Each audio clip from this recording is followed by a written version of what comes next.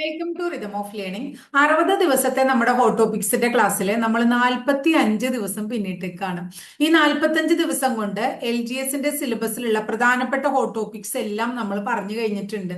ഇനി ഞാൻ എന്താണ് പറയാൻ പോകുന്നത് വെച്ചാൽ നമ്മുടെ LGS മോഡലുള്ള ക്വസ്റ്റ്യൻ പേപ്പറുകൾ നമ്മൾ പഠിച്ചു. ആ ക്വസ്റ്റ്യൻ പേപ്പറിലുള്ളതും ഹോട്ട് ടോപ്പിക്സ് തന്നെയാണ് അല്ലെ, അതായത് ആവർത്തിച്ച് വന്നിട്ടുള്ളതും പ്രധാനപ്പെട്ടതുമായിട്ടുള്ള ടോപ്പിക്സ് തന്നെയാണ് നമ്മൾ ഹോട്ട് ടോപ്പിക്സ് എന്ന് പറയുന്നത്. അപ്പൊ അതിലെ ചെറിയ ചെറിയ ചോദ്യങ്ങൾ നമ്മൾ വിട്ടുപോയിട്ടുണ്ട്. ചില ചോദ്യങ്ങൾ, പ്രധാനപ്പെട്ട ചോദ്യങ്ങൾ ചിലത് ആവർത്തിച്ച് കാണുന്നുണ്ട്.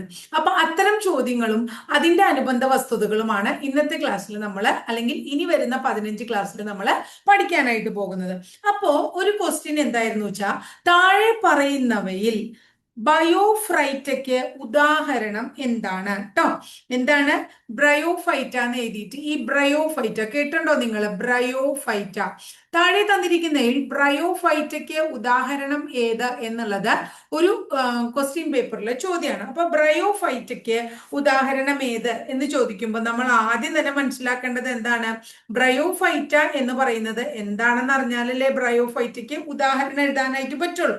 അപ്പോ ബ്രയോഫൈറ്റയിൽ പെടുന്നതാണ്, ബ്രയോഫൈറ്റ ഒരു സസ്യ വിഭാഗത്തിൽ പെടുന്നതാണ്. അതിന് ഉദാഹരണം എന്തായിരുന്നു? റിക്സിയ. ഏതാണ്? റിക്സിയ. അപ്പൊ റിക്സിയ എന്ന് പറയുന്നത് ഏത് വിഭാഗത്തിലാണ് പെടുന്നത്? ബയോഫൈറ്റ വിഭാഗത്തിൽ പെടുന്നേ. അപ്പൊ നമ്മൾ ബ്രയോഫൈറ്റയെ കുറിച്ച് പഠിക്കാൻ പോവാണ്. സസ്യലോകത്തെ ഉഭയജീവികൾ എന്ന് വിളിക്കുന്നത് ബയോഫൈറ്റയാണ്. എന്താണ് ബ്രയോഫൈറ്റ? സസ്യലോകത്തെ ഉഭയജീവികൾ എന്നാണ്. സസ്യലോകത്തെ ഉഭയജീവികൾ എന്നാണ് നമ്മൾ എന്തിനെ വിളിക്കുന്നത്? ബ്രയോഫൈറ്റയെ വിളിക്കുന്നത്. ബ്രയോഫൈറ്റകളെ കുറിച്ചിട്ടുള്ള ശാസ്ത്രീയ പഠനത്തെ നമ്മൾ വിളിക്കുന്നത് ബ്രയോളജി എന്നാണ്. ബ്രയോഫൈറ്റകളെ കുറിച്ചിട്ടുള്ള ശാസ്ത്രീയ പഠനത്തെ നമ്മൾ എന്ത് വിളിക്കുന്നു? ബ്രയോളജി എന്ന് വിളിക്കുന്നു. എന്ത് വിളിക്കുന്നു? ബ്രയോളജി എന്ന് വിളിക്കുന്നു. ക്ലിയർ ആയോ? ഈ ഫൈറ്റുകളുടെ പ്രത്യേകത, മണ്ണിൽ ജീവിക്കാൻ കഴിയുന്ന ജീവികളാണ്. ഇവയ്ക്ക് എന്തിൽ ജീവിക്കാൻ കഴിയും? മണ്ണിലാണ് ഇവ ജീവിക്കുന്നത് എന്ന് മനസ്സിലാക്കുക. മണ്ണിലാണ് ജീവിക്കാൻ കഴിയുക. മണ്ണിൽ ജീവിക്കാൻ കഴിയുന്ന ഇവയ്ക്ക് ലൈംഗിക പ്രത്യുൽപാദനം നടത്തുവാൻ എന്താവശ്യമാണ്? ലൈംഗിക പ്രത്യുൽപാദനത്തിന്, ഇവരുടെ പ്രത്യുൽപാദനത്തിന് എന്ത് വേണം? ജലം അത്യാവശ്യമാണ്. അപ്പോ മണ്ണിൽ ജീവിക്കാൻ കഴിയുന്നതും ലൈംഗിക പ്രത്യുൽപാദനത്തിന് ജലം ആവശ്യമായതും സസ്യലോകത്തെ ഉഭയജീവികൾ എന്ന് വിളിക്കുന്നതുമായിട്ടുള്ള വിഭാഗത്തെയാണ് ബ്രയോഫൈറ്റുകൾ എന്ന് വിളിക്കുന്നത്. ബ്രയോഫൈറ്റുകളെ കുറിച്ചുള്ള പഠനത്തെ ബ്രയോളജി എന്ന് വിളിക്കുന്നു. ഇന്ത്യൻ ബ്രയോളജിയുടെ പിതാവ് ആരാണ്? SR കാശ്യപാണ്. ആരാണ്? SR കശ്യപിനെയാണ് ബ്രയോളജിയുടെ പിതാവ് എന്ന് വിളിക്കുന്നത്. അപ്പൊ ഇനി ഈ ബ്രയോഫൈറ്റയ്ക്ക് ഉദാഹരണമാണ് എന്താന്ന് നമ്മൾ പഠിച്ചു, റിക്സിയ. അപ്പൊ ബ്രയോഫൈറ്റ എന്താണെന്ന് പഠിച്ചു. അടുത്ത ഒരു ടോപ്പിക് ഓപ്ഷനിലുള്ളതും നമ്മൾ പഠിക്കണമല്ലോ. ടെറിഡോഫൈറ്റ. എന്താണ് ടെറിഡോഫൈറ്റ എന്ന് പറയുന്നത്? അപ്പൊ ടെറിഡോഫൈറ്റയെ കുറിച്ച് അടുത്തത് പറയുന്നത്, ടെറിഡോഫൈറ്റ കരസസ്യങ്ങളാണ്. കരസസ്യങ്ങളെയാണ് നമ്മൾ എന്ത് വിളിക്കുന്നത്? ടെറിഡോഫൈറ്റകൾ എന്ന് വിളിക്കുന്നത്. അപ്പോ എന്താണ് ടെറിഡോഫൈറ്റയുടെ ഉദാഹരണം? അതായത് ടെറിഡോഫൈറ്റയ്ക്ക് ഉദാഹരണം ലൈക്കോപോഡിയം. ടെറിഡോഫൈറ്റയുടെ ഉദാഹരണം ഏതാണ്? ലൈക്കോപോഡിയം. അപ്പൊ ലൈക്കോപോഡിയം ഏത് വിഭാഗത്തിൽ പെടുന്നു എന്ന് ചോദിച്ചു കഴിഞ്ഞാൽ ടെറിഡോഫൈറ്റയാണ്. കൂടാതെ ടെറിസും എന്താണ്? ഈ ടെറിഡോഫൈറ്റയ്ക്ക് ഉദാഹരണമാണ്. അപ്പൊ ടെറിഡോഫൈറ്റ കരസസ്യങ്ങളാണ്. ഇതില് എന്തുണ്ട്? ഇതിന് വേര്, അതുപോലെ തന്നെ കാണ്ഡം, അതുപോലെ തന്നെ ഇല, ഇങ്ങനെയുള്ള സംഭവങ്ങളൊക്കെ എന്തുണ്ട്? ടെറിഡോഫൈറ്റയ്ക്ക് ഉണ്ട് എന്ന് മനസ്സിലാക്കുക. പ്രത്യുൽപാദനം നടക്കുന്നത് സ്പോറുകളിലൂടെയാണ്. ഇവയുടെ പ്രത്യുൽപാദനം എങ്ങനെ നടക്കുന്നു? പ്രത്യുൽപാദനം നടക്കുന്നത് സ്പോറുകളിലൂടെയാണ്. എങ്ങനെയാണ്? സ്പോറുകളിലൂടെയാണ് പ്രത്യുൽപാദനം നടക്കുന്നത് എന്ന് മനസ്സിലാക്കാം. ഇനി അടുത്തത് ആൻജിയോ. എന്താണ്? എഴുതാം ടീച്ചർ. ആൻജിയോസ്പേംസ്. ആൻജിയോസ്പേംസ് എന്നുള്ളതാണ് അടുത്തത്. എന്താണ് ആൻജിയോസ്പേംസ് എന്ന് പറഞ്ഞാൽ? അതായത് പൂക്കളിലാണ് പ്രത്യുൽപാദന ഭാഗങ്ങൾ ഉള്ളത്. ആൻജിയോസ്പേംസിന് ഉദാഹരണം നമുക്ക് മനസ്സിലാക്കി, ഈ പറഞ്ഞപ്പോ തന്നെ നമുക്ക് മനസ്സിലാവും. അതായത് ചെമ്പരത്തി, മാവ്, അതുപോലെ തന്നെ തെങ്ങ്, ഇതിനെയാണ് ആൻജിയോസ്പേംസ് എന്ന് പറയുന്നത്. അപ്പോ വിത്തുകളെ പൊതിഞ്ഞാണ് ഫലങ്ങൾ കാണപ്പെടുന്നത്. ഇതിലെ എന്താണ്? വിത്തുകളെ പൊതിഞ്ഞ മാവ്, തെങ്ങ്, അതൊക്കെ നമുക്ക് നടുക്കാണ് വിത്ത്, നമുക്കറിയാം അല്ലെ. വിത്തുകളെ പൊതിഞ്ഞാണ് എന്ത് കാണപ്പെടുന്നത്? ഫലം കാണപ്പെടുന്നത്. പൂക്കളിലാണ് പ്രത്യുൽപാദന ഭാഗങ്ങൾ ഉള്ളത്. പൂക്കളിലാണ് എന്തുള്ളത്? പ്രത്യുൽപാദന ഭാഗങ്ങൾ ഉള്ളത്. ഇത്രയും കാര്യം ക്ലിയർ ആയോ? പൂക്കളിലാണ് പ്രത്യുൽപാദന ഭാഗങ്ങൾ ഉള്ളത്. ക്ലിയർ ആയില്ലേ? അപ്പൊ നമ്മൾ എന്തു പഠിച്ചു? ആൻജിയോസ്പേംസിനെ പഠിച്ചു. ഇനി അടുത്തത് ജിംനോസ്പേംസിനെ കുറിച്ച് പഠിക്കണം. എന്താണ്? ജിംനോസ്പേംസ് എന്നാണ് അടുത്തതിന്റെ പേര്. ജിംനോസ്പേംസിന് ഉദാഹരണം എന്താന്ന് പഠിക്കൂ. അതായത് പൈന്, അതുപോലെ തന്നെ സൈക്കസ് ഒക്കെ തന്നെ ജിംനോസ്പേംസിന് ഉദാഹരണമാണ്. അതായത് വിത്തുകൾ രൂപപ്പെടുന്നുണ്ടെങ്കിലും അവയെ പൊതിഞ്ഞ് എന്തില്ല? ഫലങ്ങളില്ല. വിത്തുകളുണ്ട്, പക്ഷെ വിത്തുകൾക്ക് പൊതിഞ്ഞ് എന്തില്ല? ഫലങ്ങളില്ലാത്തവയെയാണ് നമ്മൾ എന്ത് വിളിക്കുന്നത്? നമ്മള് ജിംനോസ്പേംസ് എന്ന് വിളിക്കുന്നത്. ഇവയുടെ പ്രത്യുൽപാദന ഭാഗങ്ങളെ കോണുകൾ എന്ന് വിളിക്കുന്നു. കോണുകളാണ് ഇവയുടെ പ്രത്യുൽപാദന ഭാഗങ്ങൾ. ക്ലിയർ ആയോ മക്കളെ? അടുത്തത് ലാസ്റ്റ് വൺ, ഒരു കാറ്റഗറിയും കൂടി നമുക്ക് പഠിക്കാണ്ട്. ആൽഗെ എന്നാണ് അതിന്റെ പേര്. ആൽഗയ്ക്ക് പ്രധാനപ്പെട്ട ഉദാഹരണമാണ് സർഗാസം. എന്താണ്? സർഗാസം. അതുപോലെ തന്നെ സ്പൈറോഗൈറ, സർഗാസം തുടങ്ങിയവ ആൽഗയ്ക്ക് ഉദാഹരണമാണ്. മിക്കവാറും ആൽഗയുടെ ആവാസം എവിടെയാണ്? ജലത്തിലാണ് ഇവയെ പ്രധാനമായിട്ടും കാണപ്പെടുന്നത്. ജലത്തിലാണ് കാണപ്പെടുന്നത്. ലൈംഗികവും അലൈംഗികവുമായ പ്രത്യുൽപാദന രീതികൾ കാണപ്പെടുന്നു. രണ്ട് രീതിയിലും പ്രത്യുൽപാദന രീതികൾ കാണപ്പെടുന്നു. ഇനി അടുത്തത്, ഇവയ്ക്ക് വേരോ ഇലയോ കാണ്ഡമോ അങ്ങനെയൊന്നും എന്തിന് കാണപ്പെടുന്നില്ല? ആൽഗയ്ക്ക് കാണപ്പെടുന്നില്ല എന്ന് മനസ്സിലാക്കുക. അപ്പൊ ഇത്രയാണ് ആൽഗെ എന്ന് പറയുന്ന വിഭാഗത്തെ കുറിച്ച് പഠിക്കാനുള്ളത്. ക്ലിയർ ആയല്ലോ? ഇനി അപ്പൊ ഇതൊരു ക്വസ്റ്റ്യനുമായിട്ട് റിലേറ്റഡ് ആയിട്ടുള്ള ഓപ്ഷനും അതിന്റെ അനുബന്ധ വസ്തുതകളുമാണ് പഠിച്ചത്. ഇനി അതുപോലെ തന്നെ നമ്മളോട് എന്താ പറയുന്നത്? DNA-യുടെ പ്രത്യേക സവിശേഷതകളുമായിട്ട് ബന്ധപ്പെട്ടിട്ടുള്ള ചോദ്യങ്ങള് നമ്മളോട് ചോദിക്കാറുണ്ട്. എന്താ പറയുന്നത്? DNA ബാർകോഡിങ് എന്താണ് അല്ലെ? അതുപോലെ തന്നെ എന്താണ് DNA എന്താ പറയാ, DNA ഫിംഗർ പ്രിന്റിങ് എന്താണ്? ജനിതക എഞ്ചിനീയറിംഗ് എന്താണ്? അങ്ങനെയൊക്കെയുള്ള ചില ചോദ്യങ്ങൾ ചോദിക്കാറുണ്ട്. അപ്പൊ അത്തരം ചോദ്യങ്ങളാണ് ഇനി നമ്മൾ പഠിക്കാൻ പോകുന്നത്. ആദ്യം നമ്മൾ പഠിക്കുന്നത് ജനിതക എഞ്ചിനീയറിംഗിനെയാണ്. ജനിതക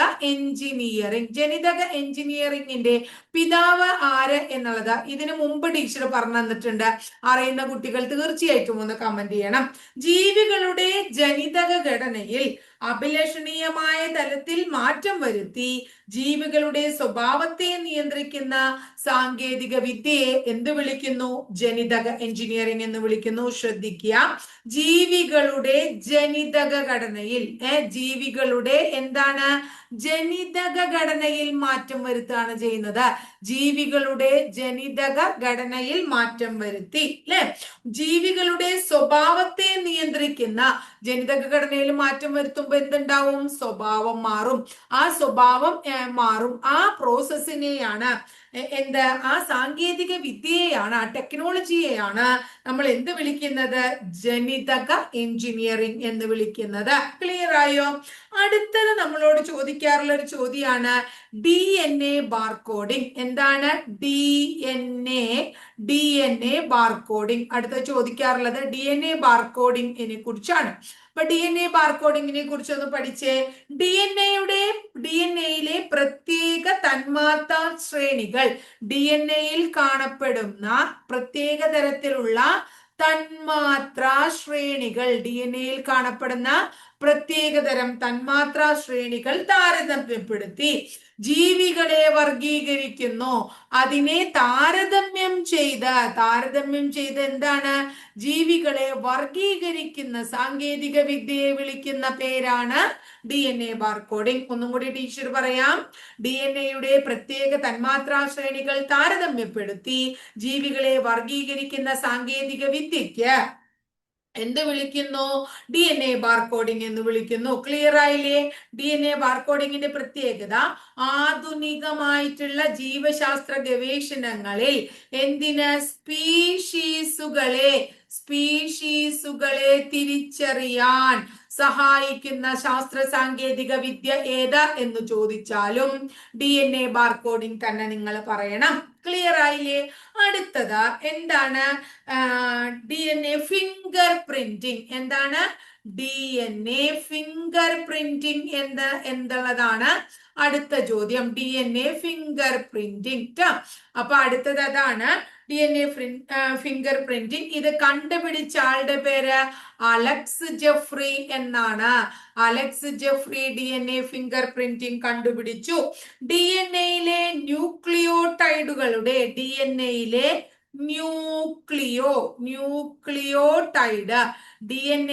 ന്യൂക്ലിയോടൈഡുകളുടെ ക്രമീകരണം വിശകലനം ചെയ്ത് വ്യക്തികളെ തിരിച്ചറിയാൻ ഉപയോഗിക്കുന്ന തിരിച്ചറിയാൻ ഉപയോഗിക്കുന്ന സാങ്കേതിക വിദ്യക്ക് വിളിക്കുന്ന പേരാണ് DNA ഫിംഗർ പ്രിന്റിംഗ്. ഫിംഗർ പ്രിന്റിംഗിന്റെ പിതാവ് ആരാണ്? Alex Jeffrey. DNA അല്ലെ? അപ്പൊ DNA ഫിംഗർ പ്രിന്റിംഗ് എന്താന്ന് മനസ്സിലായോ നിങ്ങൾക്ക്? എന്താണ് നമ്മൾ പറഞ്ഞേ? DNA ഫിംഗർ പ്രിന്റിംഗ് എന്താണ്? DNAയിലെ ന്യൂക്ലിയോടൈഡുകളുടെ ക്രമീകരണം വിശകലനം ചെയ്ത് വ്യക്തികളെ തിരിച്ചറിയാൻ ഉപയോഗിക്കുന്ന സാങ്കേതിക വിദ്യയെ വിളിക്കുന്ന പേര് DNA ഫിംഗർ പ്രിന്റിംഗ്. അതിന്റെ പിതാവ് അലക്സ് ജെഫ്രി. അടുത്തത് ഒരെണ്ണം കൂടിയും പഠിക്കാണ്ട് RNA ഇന്റർഫെറൻസ് എന്നാണ് അതിന്റെ പേര്. എന്താണ് RNA ഇന്റർഫെറൻസ്? RNAയിലെ പ്രോട്ടീൻ നിർമ്മിക്കുന്നതിൽ നിന്നും RNAയെ എന്ത് ചെയ്യാണ്? പ്രോട്ടീൻ നിർമ്മിക്കുന്നതിൽ നിന്നും തടസ്സപ്പെടുത്തുന്ന പ്രക്രിയ. RNAയെ പ്രോട്ടീൻ നിർമ്മിക്കുന്നതിൽ നിന്നും തടസ്സപ്പെടുത്തുന്ന പ്രക്രിയയെ വിളിക്കുന്ന പേരാണ് RNA ഇന്റർഫെറൻസ്. എന്താണ്? RNA ഇന്റർഫെറൻസ് എന്ന് പറയുന്നത്. ക്ലിയർ ആയോ? അപ്പൊ RNA ഇന്റർഫെറൻസ് എന്താണെന്നാ പറഞ്ഞത്? RNAയെ പ്രോട്ടീൻ നിർമ്മിക്കുന്നതിൽ നിന്നും തടയുന്നതിനെയാണ്, ആ പ്രക്രിയയാണ് നമ്മൾ എന്ത് വിളിക്കുന്നത്? RNA ഇന്റർഫെറൻസ് എന്ന് വിളിക്കുന്നത്. ഇനി ഒരു ക്വസ്റ്റ്യൻ പേപ്പറിലെ ചോദ്യമാണ്, താഴെ തന്നിരിക്കുന്നവയിൽ ഡയോക്സിനുമായിട്ട് റിലേറ്റഡ് ആയിട്ട് തെറ്റായ പ്രസ്താവന എന്ത്? താഴെ തന്നിരിക്കുന്നവയിൽ ഡയോക്സിനുമായി ബന്ധപ്പെട്ട് തെറ്റായ പ്രസ്താവന എന്ത് എന്നുള്ളതാണ്. അപ്പൊ ഡയോക്സിൻ എന്താണെന്ന് നമ്മൾ മനസ്സിലാക്കണം. ഡയോക്സിൻ വിഷാംശമുള്ളതാണ്. അതുപോലെ തന്നെ പരിസ്ഥിതി മലിനീകരണം ഉണ്ടാക്കുന്നതാണ്. വിഷാംശം ഉണ്ടാക്കുന്നതും പരിസ്ഥിതി മലിനീകരണം ഉണ്ടാക്കുന്നതുമായ രാസവസ്തുക്കളെ നമ്മൾ എന്ത് വിളിക്കുന്നു? ഡയോക്സിൻ എന്ന് വിളിക്കുന്നു. അപ്പൊ ഡയോക്സിൻ എന്താന്ന് മനസ്സിലായോ? വിഷാംശമുള്ളതും അതുപോലെ തന്നെ പരിസ്ഥിതി മലിനീകരണം ഉണ്ടാക്കുന്നതുമായ രാസവസ്തു. ഇനി അടുത്തത് വ്യവസായ പ്രക്രിയയുടെ ഉപോൽപ്പന്നങ്ങളാണ് ഡയോക്സിനുകൾ. വ്യവസായ പ്രക്രിയയുടെ ഉപ ഉൽപ്പന്നമാണ് എന്ത്? ഡയോക്സിൻ. ക്ലിയർ ആയില്ലേ? അടുത്തത് ഡയോക്സിൻ സംഭരിക്കപ്പെടുന്നത് എവിടെ? കൊഴുപ്പ് കലകളിലാണ് ഡയോക്സിൻ സംഭരിക്കപ്പെടുന്നത്. കൊഴുപ്പ് കലകളിൽ എന്ത് സംഭരിക്കുന്നു? ഡയോക്സിൻ സംഭരിക്കുന്നു. മനുഷ്യരിൽ ഹോർമോൺ മനുഷ്യന്മാരിലാകുമ്പോ ഹോർമോൺ വ്യവസ്ഥയ്ക്ക് തകരാറുണ്ടാക്കാനും ക്യാൻസറിനും കാരണമാകുന്നു. അപ്പൊ ഡയോക്സിൻ ഹോർമോൺ വ്യവസ്ഥയ്ക്ക് മനുഷ്യനില് തടസ്സം ഉണ്ടാക്കാനും ക്യാൻസർ ഉണ്ടാക്കാനും കാരണമാകുന്നു. അപ്പോ ഡയോക്സിൻ മനുഷ്യർക്കുണ്ടാക്കുന്ന ആരോഗ്യ പ്രശ്നങ്ങൾ എന്താണ്? ക്യാൻസർ ഉണ്ടാക്കാനുള്ള സാധ്യതയുണ്ട്. അതുപോലെ തൈറോയിഡുമായി ബന്ധപ്പെട്ട പ്രശ്നങ്ങള് കേട്ടോ, തൈറോയിഡ് പ്രശ്നങ്ങളൊക്കെ ഇല്ലേ, തൈറോയിഡ് പ്രശ്നങ്ങള്, അതുപോലെ തന്നെ ശ്വാസകോശ രോഗങ്ങള്, ശ്വാസകോശവുമായി ബന്ധപ്പെട്ടിട്ടുള്ള രോഗങ്ങൾ, ഇതിനൊക്കെ എന്ത് കാരണമാകും? മനുഷ്യർക്ക് ഡയോക്സിൻ മുഖേന കാരണമാകും. ഈ ഡയോക്സിൻ എവിടെയാ കാണപ്പെടുക എന്നുള്ളത് അടുത്ത് പഠിക്കണം. അതായത് മാലിന്യങ്ങളൊക്കെ കത്തിച്ചിട്ടില്ലേ, ആ കത്തിക്കില്ലേ, ആ മാലിന്യം കത്തിച്ച ചാരങ്ങളിൽ എന്ത് കാണും? ഡയോക്സിൻ കാണാം, ചാരങ്ങളിൽ കാണാം. അതുപോലെ തന്നെ മണ്ണിലുണ്ടാകാം ഡയോക്സിൻ. പിന്നെ എവിടെ ഉണ്ടാകാം? വെള്ളത്തിൽ ഉണ്ടാകാം ഡയോക്സിൻ. അതുപോലെ തന്നെ മത്സ്യം, എവിടെയാണ്? മത്സ്യം, അതുപോലെ തന്നെ മാംസം, അതുപോലെ തന്നെ പാല്, അതുപോലെ തന്നെ മുട്ട എന്നിവയിലെ കൊഴുപ്പിൽ എന്ത് കാണുന്നു? ഡയോക്സിൻ കാണുന്നു. ക്ലിയർ ആയില്ലേ? അപ്പൊ അത് ഭക്ഷ്യശൃംഖലയിലൂടെ കൈമാറ്റം ചെയ്യപ്പെട്ടു വരുന്നതാണ്, മത്സ്യത്തിലേക്കും മാംസത്തിലേക്കും പാല് മുട്ട എന്നിവയിലേക്കും ഒക്കെ കേട്ടോ. അപ്പൊ വിഷാംശമുള്ളതും പരിസ്ഥിതി മലിനീകരണം നടത്തുന്നതുമായിട്ടുള്ള രാസവസ്തുവാണ് ഡയോക്സിൻ. വ്യവസായ പ്രക്രിയയുടെ ഉപോൽപ്പന്നമാണ് ഡയോക്സിൻ. കൊഴുപ്പ് കലകളിൽ അടിഞ്ഞുകൂടുന്നു.